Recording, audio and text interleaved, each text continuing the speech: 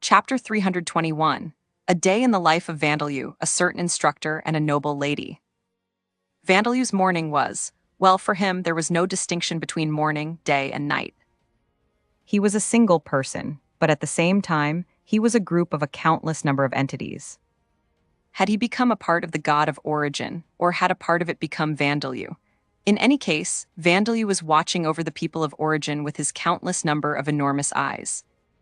After all, his form was that of just his soul, with which he had descended upon origin, the form of a dome with a countless number of eyes and tentacles on its surface. This form was very good at watching things. 24 hours a day, 365 days a year. There was no rest. Or rather, there was nothing else for him to do. One might imagine this to be very boring, but that wasn't the case. To think that I get to watch as many movies and read as many books as I want for free. Being a god isn't too bad. Remarked Vandalieu. Right, and if we want, we can look inside thick jungles or the deep sea. Said the Pluto that was also a part of the god of origin. That's amazing, we'll never get bored. Vandalieu and Pluto were watching the world's people and enjoying the beauty of its nature. This wasn't non-consensual photography or peeping against the people's will. The people were praying for God to watch over them, after all.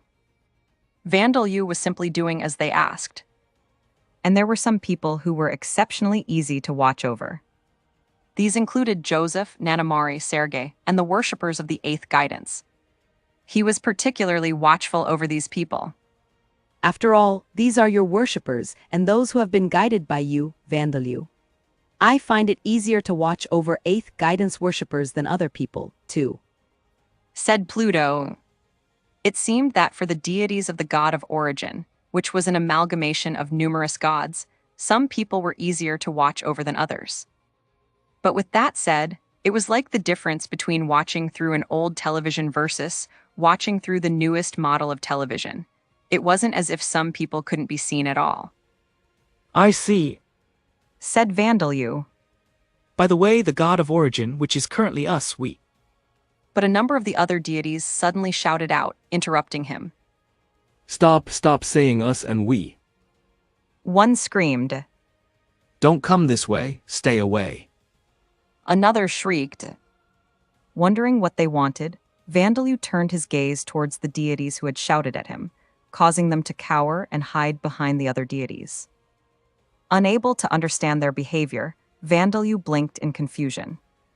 It looks like they're scared of being absorbed by you, Vandalieu. Said Pluto. After all, there are several deities who have lost half their power since you appeared, and you currently hold the most power within the god of origin. The god of origin's existence was sustained by the worship and fear of the people living in origin. Thus, gods that nobody worshipped anymore and demons and monsters that weren't feared anymore simply vanished, and their resources were absorbed by the gods that were worshipped more, and the demons and monsters that were feared more. It seemed that these deities were afraid of this, though it all depended on how the people felt towards them, so there was no point in fearing Vandalieu himself. However, Vandalieu was a peculiar being in the fact that he was both a part of the god of origin and a part of Vandalieu. They were wary of him because it was possible that the common sense they had known up until this point would not apply to him. But there were deities in the god of origin other than Pluto who were friendly to Vandalieu. I'm sorry about the others, don't pay them any attention. One said, It cannot be helped that there are a number of gods who cannot get along with one another due to differences in their doctrines. Said another, And it can't be helped that we're forced to be neighbors with them. Added a third. It seemed that they were having a hard time too. I see. Anyway, as I was saying, is there some list of criteria for granting people our divine protection or sending them divine messages? I'd like to know for future reference. Said Vandalieu. There's none in particular. Up until now, attempts to do so failed due to conflicts among us. Said Pluto. Each deity had their own criteria for supporting people. Even if they wanted to grant someone a divine protection or send a divine message, another deity or demon would interfere with it. Thus, it was constantly almost impossible for any of them to do so. Thus, the god of origin making a miracle happen would truly be a miracle, unless there was a threat to the world's existence like Rikudo Hijiri. I see, if I can just use my strength to have things my way, then I'll do that. Said Vandalieu.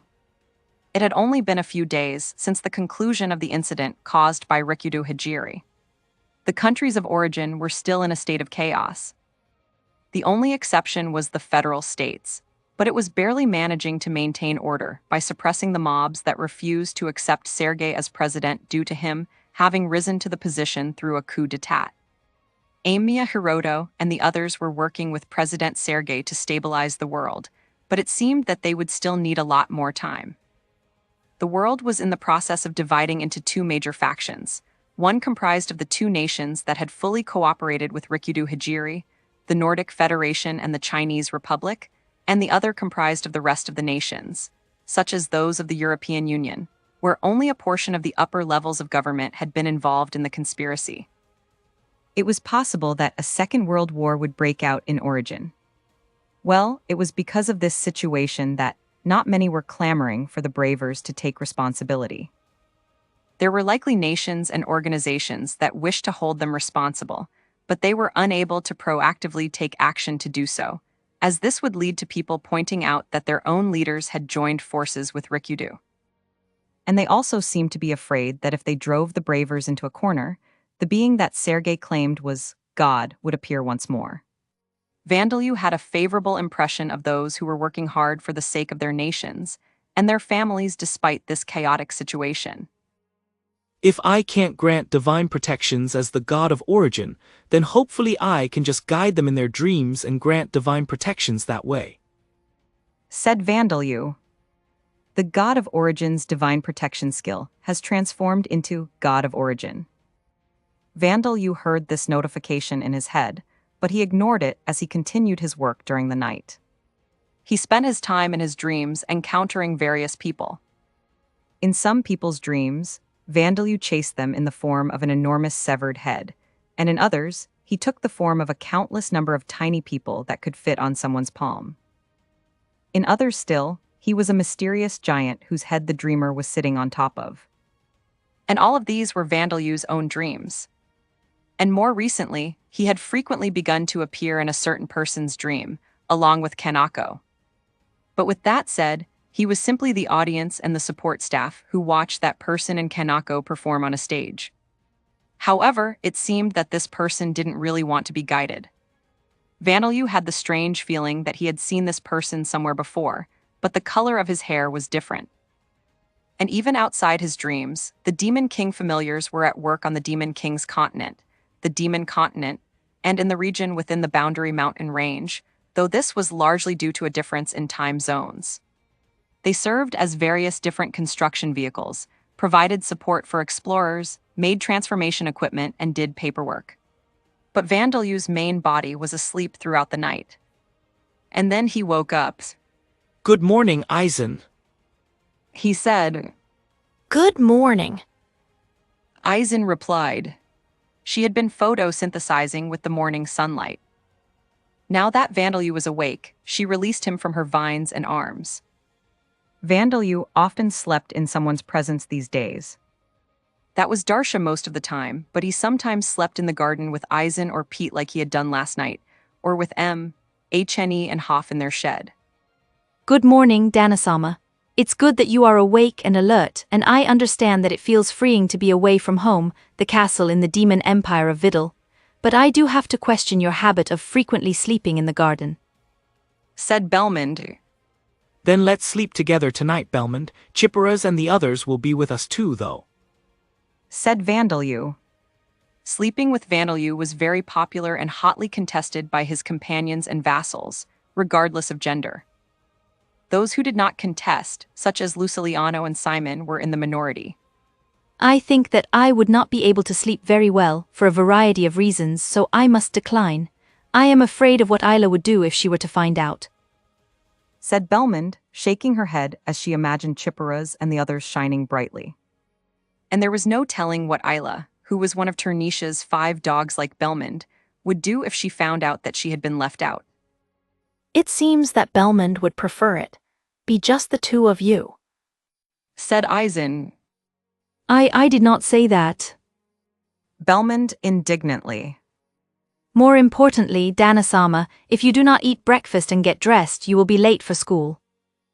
Late for school, a phrase that was common to hear on Earth, but it sounds so fresh now. I wonder if it would be fun to ride to the front of the school in Sam's carriage just once. I'll give up on flying to school on Quattro. Said Vandalieu as he began walking towards the mansion. He imagined scenes from manga, where children from wealthy families arrived at school in a limousine or a helicopter. Such scenes were likely not very common in real life, but It may not be seen at ordinary adventurers' schools, but it is not unusual for nobles' children to travel to school by carriage. said Belmond. As expected of nobles. Said Vandalieu. It seemed that such scenes were quite common in Lambda. Incidentally, cooking was a duty that was done in turns.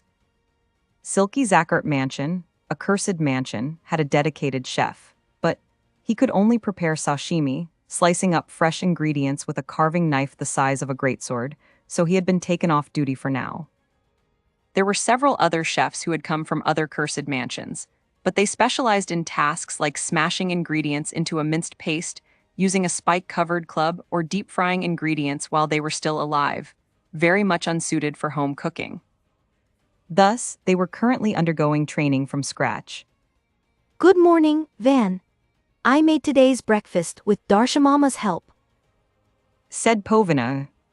Today's breakfast was an orc meal made by Povina. Bread with orc meat that was fried with salt and a vegetable potage.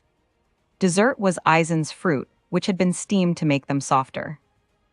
Although there were substitutes for every kitchen tool that one would find in a kitchen on Earth, like the food processor-type golem, a lot of effort had been put into this breakfast. Thank you, Povina, it looks very delicious. Said Vandalieu. His own cooking skill had awakened into a superior version, but he always found food that had been cooked for him by someone else had a special deliciousness to it. Povina giggled happily. After everyone ate breakfast together, Vandalieu got dressed, and then it was time to go to school. Before they left, Here, this is your lunch for today. said Darsha, handing them extra-large lunch boxes that looked like jubako.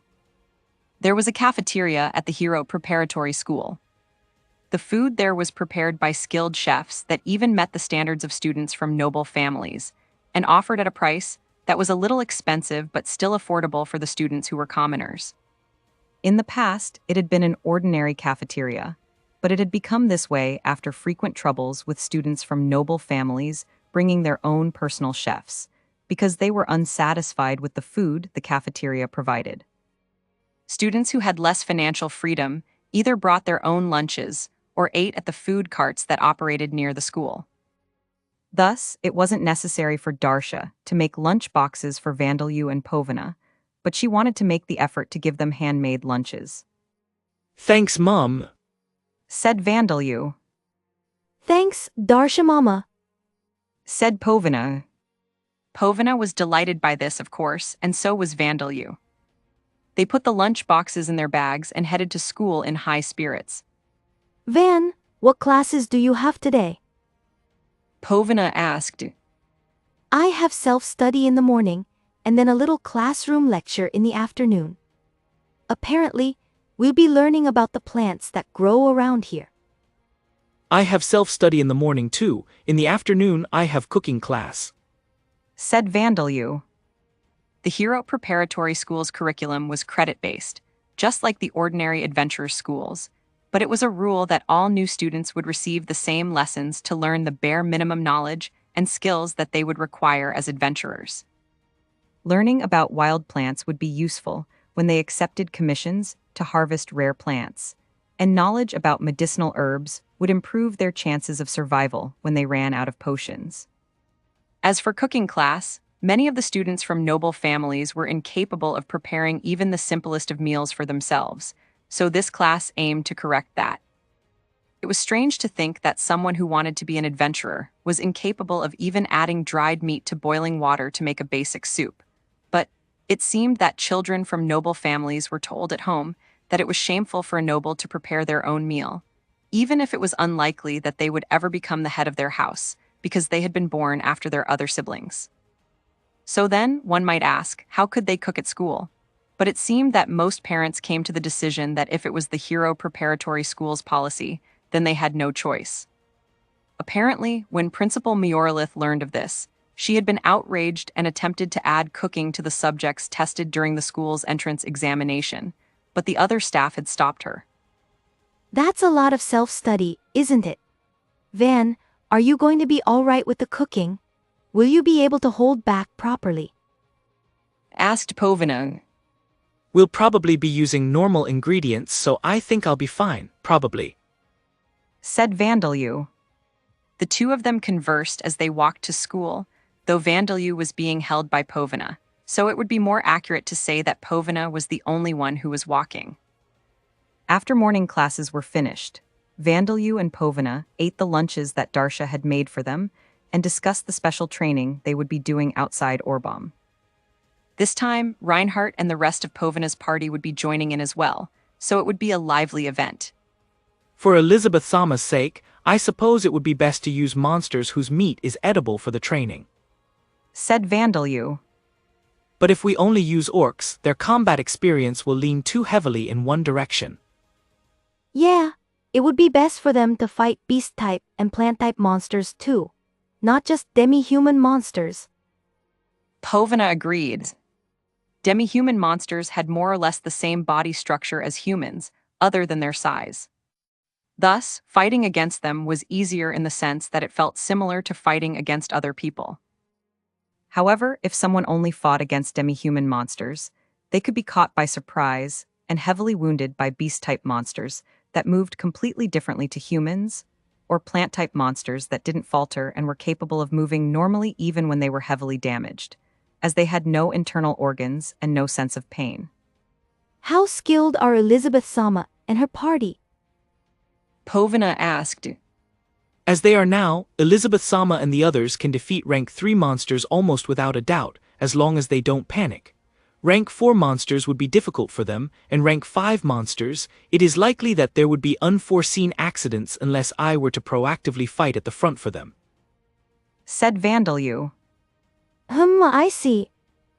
Povina made a dissatisfied noise, but defeating rank 4 monsters through a difficult battle was still plenty of strength for students at the Hero Preparatory School, though Alex would be able to defeat rank 4 monsters with no difficulty, and even defeat rank 5 monsters if they were few in number and he had his party with him. Then I think walking giant mushrooms would be perfect. Suggested Chipperas. They are human-shaped, but they are in fact plant-type monsters, so they have little sense of pain and no internal organs, so different methods must be used to defeat them than orcs. Chippera-san, those monsters are rank 4, aren't they? Said Princess Levia. They are indeed, Princess Levia, but it should not be a problem as long as there are not many of them, and about twice the amount of food can be taken from a single walking giant mushroom compared to an orc, as they do not have any bones. I see, then I'll ask Simon and the others to prepare some for us right away. Said Vandalieu. And so, it was decided that the enemies for today's special training would be enormous, walking mushroom men. Randolph got up early in the mornings. Ordinarily, he would wake up just a little before sunrise, get dressed, and have a modest breakfast just as the sun began rising. But today, he had a bad dream. He sprang up off his bed, covered in sweat and panting for breath, and drew the dagger that he kept hidden under his pillow. A moment later, he realized that he was awake. A dream. He murmured. He wiped the sweat off his forehead with his arm and returned the dagger to its sheath. He wished he could say that it had been a long time since he was woken up by a dream, but that wasn't the case. Ever since Vandalieu enrolled at the Hero Preparatory School, he had been dreaming almost every night. The first dream was one where he was walking across a grassy field at night. He thought he was walking towards the stars in the night sky, but at some point, he realized that they were enormous, glowing eyeballs, and hastily turned around to run away. In the next dream, he was on the bank of a river that was so large it looked like an ocean, and he was staring at an enormous monstrosity that was playing on the opposite bank. And in today's dream, he was performing on stage with Kanako and some other performing members. It was a spectacular stage, and the venue seats were completely filled. It wasn't like Randolph to have dreams like this, but given the strange dreams that he'd had recently, it wasn't so bad to enjoy dreams like this from time to time. Or so Randolph thought, but then he realized that the spectators in the seats were monstrosities that were like a cross between an octopus and a crab, with numerous human eyes plastered on its surface. With the tips of their jointed legs glowing and their tentacles waving, the monstrosities were dancing to the rhythm of the song being played by Kanako. And once Randolph realized this, the grotesque spectators crawled onto the stage and swarmed towards him. It was a nightmare. What's up with this, seriously? Since when did I have a fear of crustaceans? No, maybe they're related to ammonites. In any case, since when was I so scared of them that I would have dreams about creatures like that? He wondered. But what he found most curious of all was that these dreams could only be described as a nightmare, but they didn't feel like nightmares to him. Even now, he didn't feel any fear. He didn't feel reluctant to sleep, nor did lying on his bed make him depressed. However, he did find it bothersome and irritating. How long has it been since I felt like this? If I recall, I haven't felt this way since that old man died. That meddlesome old man at the Adventurers Guild who always lectured me when I was young to form a party and stop doing things that bring bad luck. Randolph didn't know why that dream had made him feel this way, however. I'm sure it's just the stress from dealing with Vandalieu and Povena. He told himself. I'll just wash my sweat off and have some breakfast. After getting dressed and leaving his room in the faculty dorm, he washed away his sweat with cold water he conjured using spiritual magic, then ate breakfast in the dining hall. Rewinding time to just after Vandalieu's first special training session with Elizabeth and the others. After defeating the orcs and dismantling them for their materials and magic stones, Vandalieu and the Heart Warrior Brigade insisted that everyone should take their share. Accepting this offer, Zona and the others took some of the best parts of the meat and magic stones, while Elizabeth took all the meat from their heads and Mahalia took the rest of the magic stones. They said that this was training too, and that they would share it with their servants. Each of them received about 100 kilos of orc meat, but Elizabeth wasn't a student at the Hero Preparatory School for nothing. She could carry that much. Do you need any help, and do you want any of the meat that Max Senpai left behind? Vandalieu asked, perhaps sensing something or perhaps simply out of kindness. Elizabeth was honestly very tempted by the offer, but firmly refused. The reason for that was, she didn't want him to see where she lived or what she would really be doing with the meat. After returning to Orbom, Elizabeth and Mahalia parted ways with everyone else, then disguised themselves out of sight, though their disguise was simply changing their hairstyles and covering their clothes with plain cloaks. And then they sold the parts of the orcs that served as proof of killing them, as well as the magic stones and 9/10 of the meat, to the Adventurers Guild. Their Adventurers cards were authentic, with their names written on them, so there was no problem with the paperwork. With the rest of the meat, they headed for a butcher that they were acquainted with. They had him turn half of the meat into jerky for them, giving him the other half of the meat as payment. They used the money they had received from the Adventurers Guild to stock up on daily necessities and food, then finally returned home. The place they lived was Earl Reemsand's mansion, on the edge of the high-class nobles district, or rather, a detached building on the corner of the grounds. It was a hut that had previously been used as lodging by an assassin he had hired in the past, so it was large enough, and although it might have been suitable for Mahalia, who was just an attendant, it was certainly unfit for Elizabeth, the daughter of a duke. When Elizabeth was first taken in by Earl Reemsand, she and her mother lived in one of the mansion's good rooms.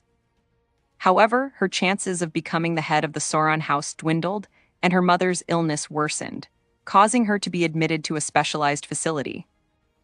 And once the Earl decided that there was no hope for a comeback to be made, he pressed Elizabeth to yield to Rudel. When she refused, he had forced her to live in this hut. It's good that we were able to come home early tonight thanks to Vandalieu, though it was really heavy. Elizabeth said. Yes, we did not have to do our night work, so you can rest your body, my lady. Said Mahalia. The two of them put down their belongings, then began preparing a simple dinner. They had bought plenty of ingredients, so today's dinner was a little more extravagant than usual. Incidentally, the night work mentioned by Mahalia was nothing indecent. They were nighttime jobs negotiated by the Adventurers Guild. This included waitressing, washing dishes, and tasks that involved magic at restaurants. In Elizabeth's case, she used life attribute and earth attribute magic to speed up the decomposition of kitchen waste, so she earned a relatively good amount with part-time garbage processing jobs. Naturally, Earl Reemsend was continuing to provide support. What he provided was more than enough for an ordinary person to live on. But it was just barely short of what a noble lady needed to live like a noble lady. As a daughter of the Sauron house that was indebted to Earl Reemsand, she had an obligation to attend parties hosted by the Earl and the parents of Macht and the others. In order to do that, she needed dresses and accessories. Fortunately, there were still some of the things that the previous Duke Sauron had given her mother when they escaped the Sauron Duchy, so she could have those mended for her to wear, but it cost a staggering amount just to maintain them. Even so, she couldn't hide the fact that they were out of fashion now, but she had managed to scrape by, selling the dresses that the Earl had given her when he thought she still had a chance to become the head of the Sauron house. And she couldn't afford to let how poor she was be shown at the Hero Preparatory School, and she couldn't cheap out on her equipment either. She also had to act generous to her party members. All the money Elizabeth received from the Earl was spent in no time. Thus, despite knowing the position that she was in, she had to cut down on the expenses that wouldn't be seen by anyone other than Mahalia. Ordinarily, housework would be taken care of by servants, but Elizabeth shared the burden with Mahalia, and she occasionally ate simple food that no noble would normally touch. Earl Reemsand seemed to have thought that she wouldn't have been able to endure more than a few days of this, but Elizabeth hadn't been raised like a true duke's daughter.